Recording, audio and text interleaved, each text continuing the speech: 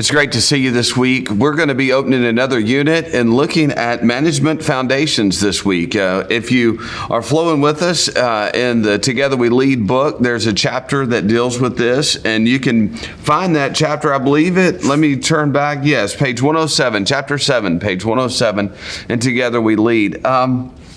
Looking at management foundations, there's three areas I want to cover with you this week. And so if you have something to write with, maybe you have a device that you take notes with, an app or a Word document or some type of system in which you compile notes, the three areas that you may want to unpack this week is thinking about the productivity of what you do. The genesis behind management foundations is not just getting more done. It is looking at a different worldview of productivity and management. At the turn of the 20th century, we looked at maximum productivity with assembly lines and looking at how quick we could produce a product and how quick we could motivate a workforce to get something accomplished. And so a lot of that was dealing with cars and building cars, building mass-produced food. And so you see a lot of companies that are still in existence today that evolved out of this. How can we get the most out of people to produce a product? Well, what's happened in church life is that has shifted to many of our ministry programs and processes have been, how do we get people to do more? And where I want you to pause this week is not think about how do we get more volunteers? How do we get more ministries? How do we get more people? I want you to first pause and go, are we using what we have currently to its maximum productivity? So take for instance, when I'm looking at my week, when I'm looking at my own productivity, my own time management, I have 7 days and 4 blocks of time a day. I have morning, afternoon, evening, and night. Well, night for the most part is going to be sleep. So you take those 7 off, I'm down to 21 blocks of time. My wife and I have agreed that we will have family dinner and have family time every week. So you build in blocks for family time. You build in blocks for work. And I am fully convinced that you don't need more than 12 blocks of work in that week system. That's morning, afternoon, 6 days. That is 6 times 2 is 12. So if you have an evening, maybe you need to borrow into the morning. If you have an afternoon, just work through a workflow grid. At some point, I'll be happy to talk with you deeper about that. But for the point of this week, though, you've got to look into first, what is it that people need to be doing and how are they doing it well? And I believe in leadership, it begins with us as leaders, those that are called to be overseers, for us to really take a pause back and go, if they were to follow us around, would it really be a reproducible model in a management foundation of maximum productivity? So as you read the chapter this week, you're going to come across on page 111 a sample outline, tips for managing the work. And so one thing that really helps in having a management foundation is organizing your ministries.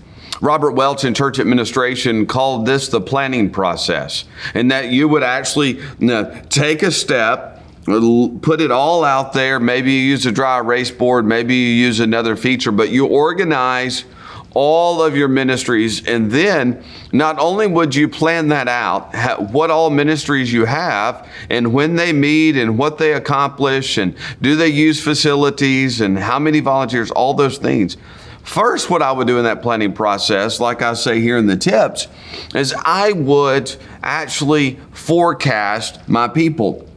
I would forecast my people in that how many people do I need? I served a church at one point in my ministry that by the time we staffed committees, staffed the Sunday school classes, staffed children's ministry and student ministry, and we staffed worship ministry, media ministry, we had greeters, we had volunteers, we had for the worship time, and then you started building in Wednesday night meal and mission trips, and you built everything in. We were actually managed, our management foundation of everything we had agreed to do and everything that we had put on the calendar required more adults than we honestly had in church. And it required every adult doing at least more than one ministry. And so what we went to is we were on the threshold of a burnout, a threshold of having more to accomplish to where the staff is constantly churning, filling holes. Oh, I've got a vacancy here and I need more people here. And we had just set up this system, and some of it we had just inherited from a generation ago that once we'd started doing it, people didn't want to give it up. We thought we still needed the ministry. And you look at this management foundation and you realize some days you can't get it all done. So how do you be the most productive? And so tips for that is I would encourage each of you this week to kind of do an audit of your ministries and how many you need. So like Sunday morning worship, here the example. How many greeters do you need? How many people praise team? How many people in the band? How many people in the choir? Maybe media ministry, and spec out your morning worship. And then I would go over in a small group hour or Sunday school, whatever you do in that space, inspect how many people you need. What's going to be amazing is when you do that, you start realizing how many people it takes and how you can take those considerations into the bigger picture of your work. So that's one area you need to highlight in managing the work, is organizing the ministry so you actually know what you're trying to accomplish and what you need. Then, once you realize how many ministries you have, what the staff needs are for those ministries, what the resource needs are, what the facility needs are for those ministries, then we can move to the second level of management foundations, and that is moving into organizing the people. We can actually then look at, okay, the gifts and talents of the people God has given us, how can we help them steward that, and in what ministries do they need to move? And so we can then manage them, if you will, managing people by putting them in the right places of ministry so they will be in a position to thrive. It'll be a ministry they enjoy, not a position they took because nobody else was willing. And then you move people into being able to do that. And then the last area I want to cover with you this week is we have to organize those programs and facilities for alignment. Alignment with the vision, alignment with what we're trying to accomplish in the mission, alignment with the goals we have set, alignment with the objectives we're trying to achieve. And so where we can then move is you've got to organize your ministry so you know what you're trying to achieve. Then you can move your people based on their giftedness into ministries that match with them. And then you can then organize the process, the programs, the facility for alignment.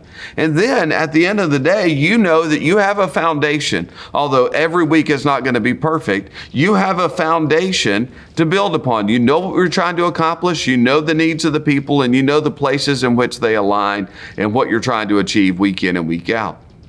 As you build on that foundation, then the administrative pieces are going to be able to fill in, like budgets and other aspects of using the facility and how to resource that. You're going to be able to look at what staff you're going to need. You're going to be able to move to your bylaws and does what your foundation, does it actually match your structure?